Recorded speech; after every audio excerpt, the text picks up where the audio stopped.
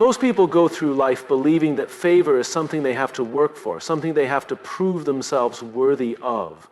They think that if they check all the right boxes, work hard, make the right connections, pray enough, and be a good person, then maybe, just maybe, God will extend his favor to them. But that's not how favor works. Most people live with a scarcity mindset without even realizing it. It's the belief that there's only so much success, opportunity, and blessing to go around. It's the voice that says, if someone else gets ahead, that means I'm falling behind. It's the fear that if you give too much, you won't have enough left for yourself. It's the hesitation to step out in faith because you're afraid you might lose what little you have. Squishy thinking is a trap. It keeps you playing small, settling for less, and holding on too tightly to things that were never meant to sustain you. It convinces you that resources are limited, that favor is reserved for a select few, and that your best option is to fight for whatever scraps you can get. But that's not how God works. God doesn't operate on a limited supply. He is the source of all things, and his resources never run dry. When you align yourself with him, you're not stepping into a world of scarcity, you're stepping into a flow of abundance. But here's the key. You have to shift your mindset before you'll ever see it in your life.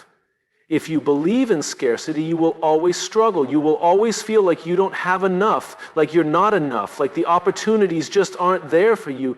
You'll hesitate to take risks because you're afraid of failure. You'll struggle to celebrate others' success because deep down you'll see it as a loss for yourself. You'll hold back from giving because you fear that if you do, there won't be enough left for you. But abundance thinking changes everything. It reminds you that there is always more. More opportunities, more resources, more favor, more than enough to go around. It's the belief that God's blessings aren't limited and that he can open doors you never even knew existed. It's the understanding that giving doesn't decrease your supply, it increases it. Think about how nature works. When a tree bears fruit, it doesn't hold on to its seeds in fear that it will run out. It lets them go. It releases them into the soil, trusting that more trees will grow, more fruit will come, and the cycle of abundance will continue. That's how favor works. That's how opportunity works. That's how blessings work. The more you release, the more comes back to you. Too many people live clenched fist lives. They hold on to what little they have, afraid to lose it. They hesitate to give, to invest, to step forward, because they think they might not get another chance. But a closed fist can't receive anything new.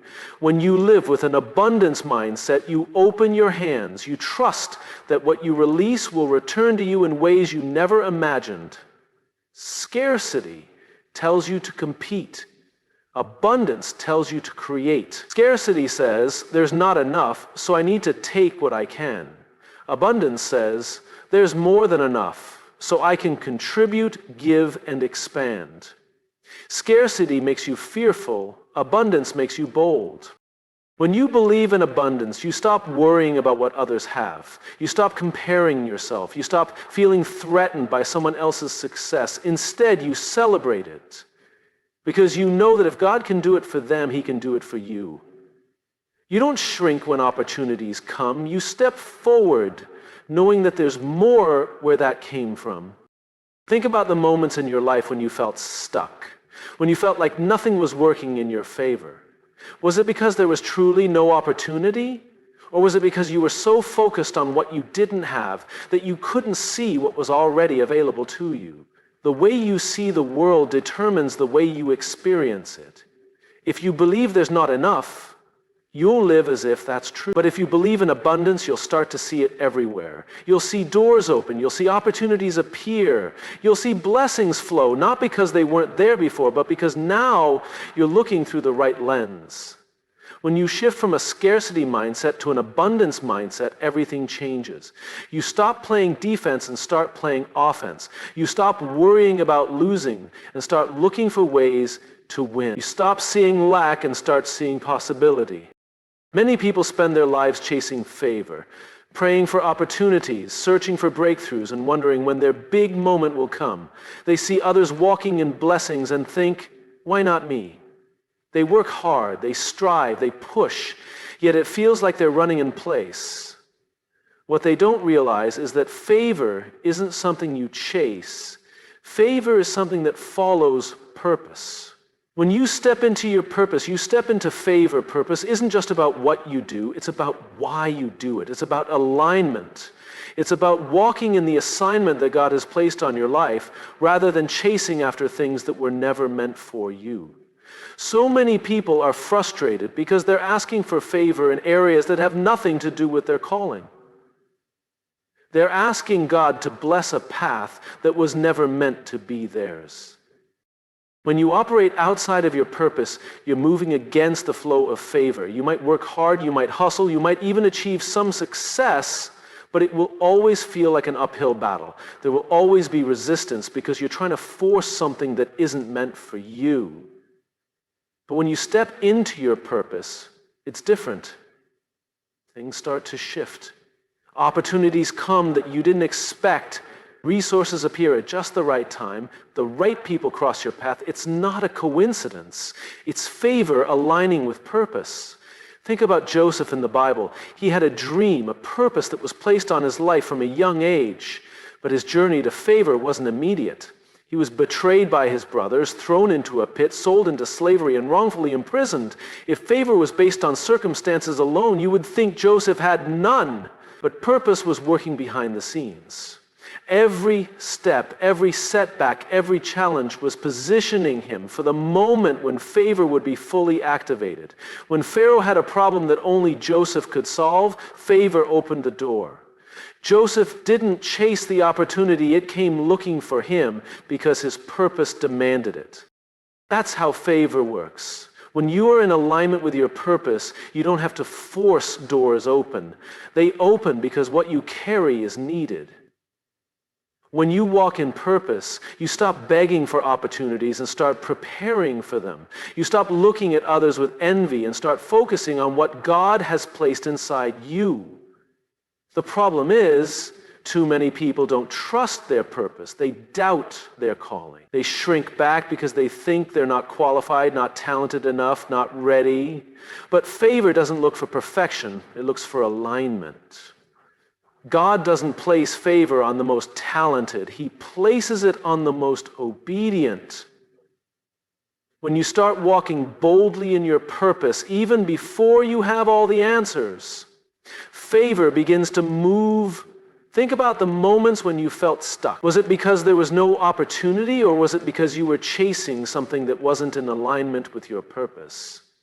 Was it because God wasn't opening doors, or was it because you were knocking on the wrong ones? When you step into your purpose, you move differently. You stop striving, you stop forcing, you start flowing. Favor becomes a byproduct of your obedience, not the goal you're chasing. It's like a river. When you're in the right current, things move with ease. But when you fight against it, everything feels harder than it needs to be. Your purpose is the key that unlocks doors you could never open on your own. It attracts resources you could never gather by yourself. It positions you in places you could never reach through sheer effort alone. Favor follows purpose, and when you finally step into what you were created to do, you step into the favor that was waiting for you all along.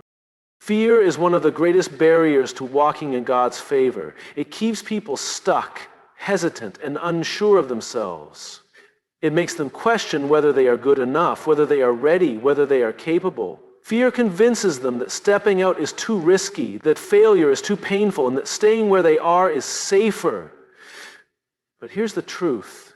Favor cannot flow in a life ruled by fear. Fear is not just an emotion, it's a mindset. It is the belief that something bad will happen, that things won't work out, that there's more to lose than to gain. And when people operate from this mindset, they unknowingly block the very favor they are praying for. They ask for open doors but are too afraid to walk through them.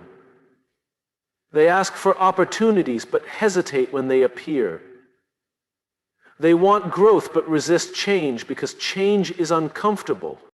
God's favor is always moving, but fear keeps people from stepping into it. It convinces them that they need more time, more preparation, more confirmation before they take action. It whispers lies like, what if you fail? What if you're not good enough? What if people judge you? And the longer they listen, the more they stay stuck. Fear doesn't just delay favor, it denies it. Look at the story of the Israelites when they were about to enter the promised land. God had already given them the land. It was theirs. But when they saw the giants, fear took over. Instead of stepping into what God had already promised, they hesitated. They let fear block their favor. And because of that, an entire generation missed out on what was meant for them. It wasn't because God changed his mind. It wasn't because the promise disappeared. It was because they let fear keep them from stepping forward. The same thing happens today. People pray for new opportunities but reject them when they feel too big. They ask for divine connections but avoid conversations that could lead to them. They want more, but they let fear convince them they are not worthy of it. Favor requires movement. It requires stepping out, even when everything inside you is telling you to stay where it's safe. One of the biggest lies of fear is that safety is better than growth. It convinces people that staying in their comfort zone is the best option. But comfort zones are not where favor operates. Favor shows up when people are willing to take a step of faith, when they move even when they're unsure, when they trust even when they don't have all the answers. Fear says, wait until you feel ready. Favor says, move, and the readiness will come. Fear says, what if it doesn't work? Favor says, what if it does? Fear focuses on the worst case scenario. Favor focuses on God's promise. Think about the times when you felt stuck. Was it because there was no opportunity? Or was it because fear kept you from taking the opportunity that was already in front of you? Was it because there were no open doors? Or was it because you were afraid to walk through them? Every major breakthrough in life requires pushing past fear. Every moment of favor requires a step of boldness. It's not that people who walk in favor have no fear. It's that they don't let fear control their decisions. They move forward despite it. They act even when they feel uncertain. They trust that if God has called them, he will equip them. Fear is the enemy of favor. It keeps people from seeing what is already available to them. It keeps them from taking steps toward what they were meant to do. It keeps them from believing that they are worthy of more. But the moment they decide to stop letting fear lead, everything changes. Favor doesn't follow fear, it follows faith. And when fear is removed, favor flows freely. Most people spend their lives looking for more success, more opportunities, more blessings. They pray for breakthroughs, hoping that favor will increase in their lives. But what many don't realize is that favor isn't just something that happens to them, it's something they attract. And one of the most powerful ways to attract more favor is through gratitude. Gratitude is not just about saying thank you. It's a mindset, a way of seeing the world.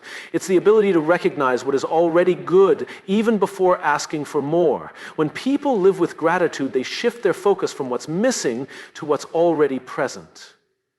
They stop obsessing over what they don't have and start appreciating what they do. And in doing so, they position themselves for even greater favor. God's favor is drawn to those who steward well what they have. This is why gratitude is so powerful. It shows that you value what you've already been given. When you appreciate the small things, you open the door for bigger things. When you acknowledge blessings, more blessings come. It's not about manipulating God into giving you more. It's about demonstrating that you're ready for more. Look at the story of the 10 lepers in the Bible. All 10 were healed, but only one came back to say thank you.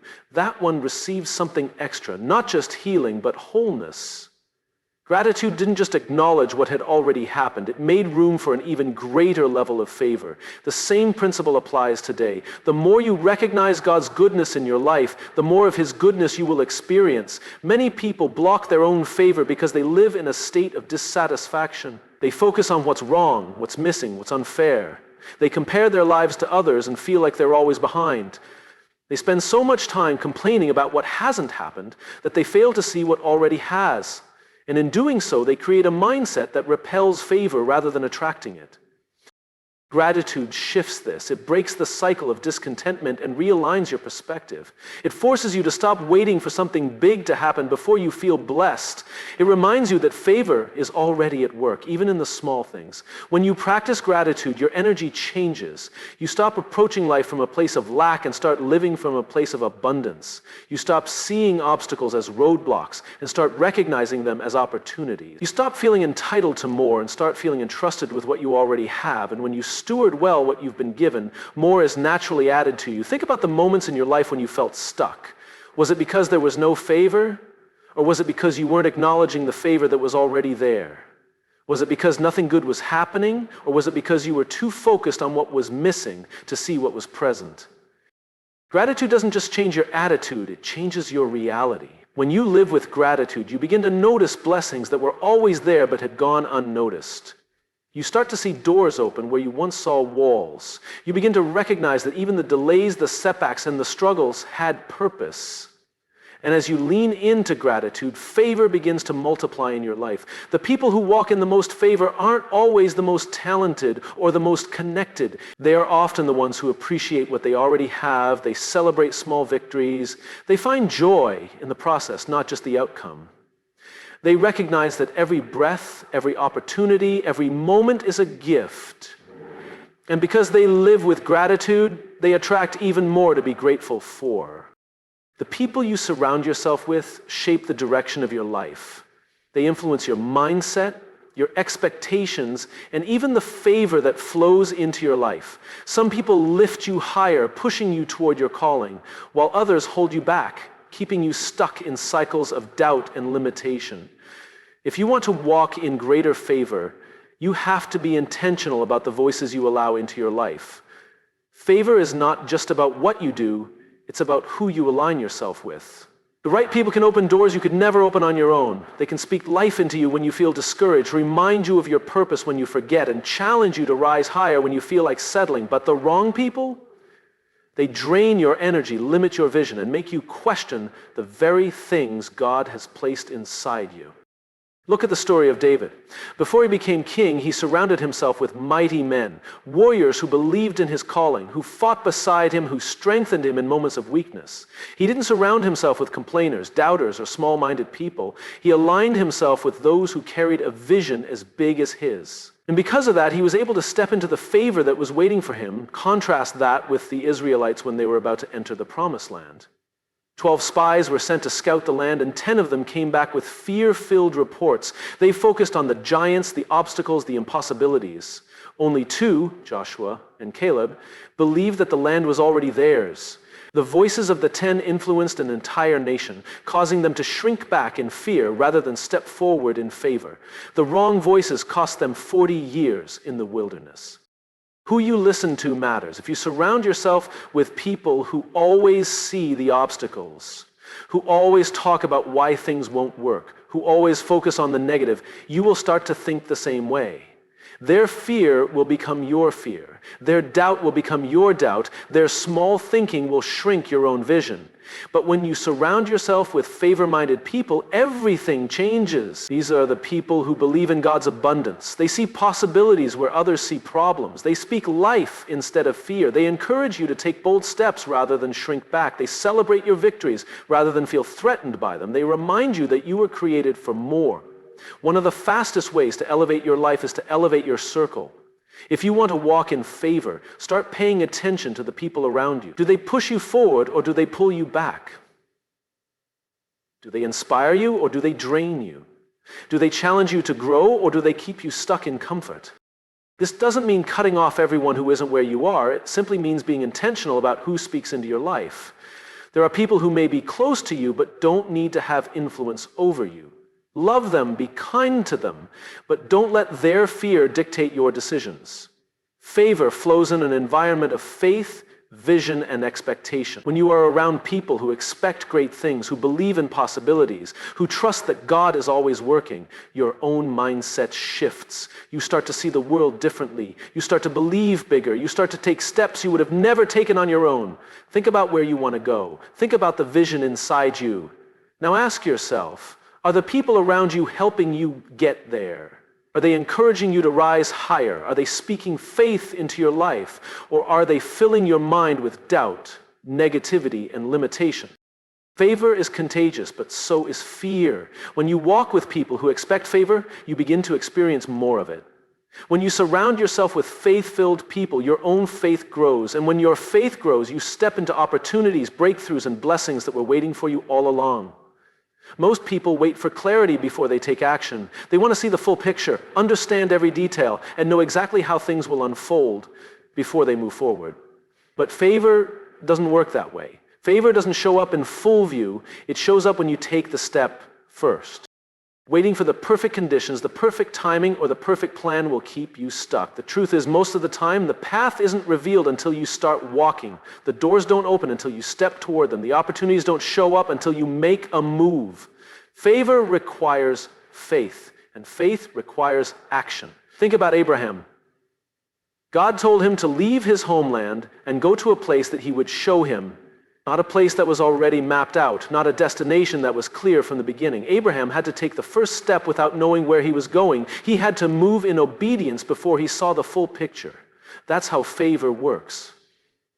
It responds to movement.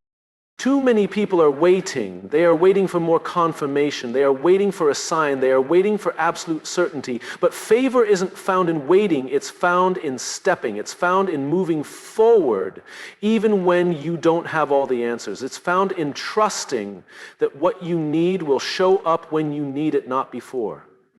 Look at Peter when he walked on water. The miracle didn't happen while he was sitting in the boat. The water didn't become solid beneath him until he stepped out. If he had waited to see the path first, he never would have moved. The miracle was in the movement. And the same is true for you. When you take a step of faith, favor meets you there. It's in that moment that resources appear, people show up, opportunities arise, and doors open. Not because you had everything figured out, but because you trusted enough to move forward. Fear tries to convince you that you need to have all the answers before you act. It tells you that uncertainty is dangerous, that risk should be avoided, that the unknown is too scary. But faith says the opposite. Faith says move first, and the way will be made clear. Faith says take the step, and the provision will come. Faith says trust, and favor will follow. Think about the times when you felt stuck. Was it because there was no opportunity? Or was it because you were waiting for certainty before you acted? Was it because nothing was happening? Or was it because you were afraid to move before the path was clear? Clarity doesn't come from thinking, it comes from doing. The answers don't come while standing still, they come while moving forward. If you wait until everything is perfectly aligned, you'll never take action. But if you step out in faith, you'll realize that favor was always there, waiting for you to move.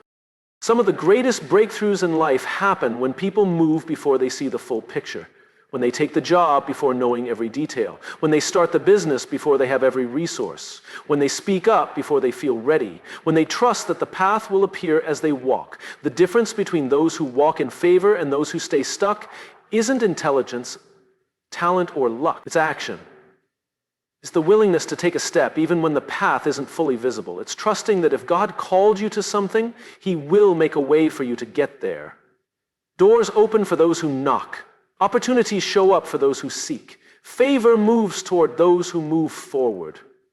If you're waiting for the perfect moment, the perfect plan, or the perfect level of confidence, you may never take action. But if you move in faith, the path will reveal itself, one step at a time.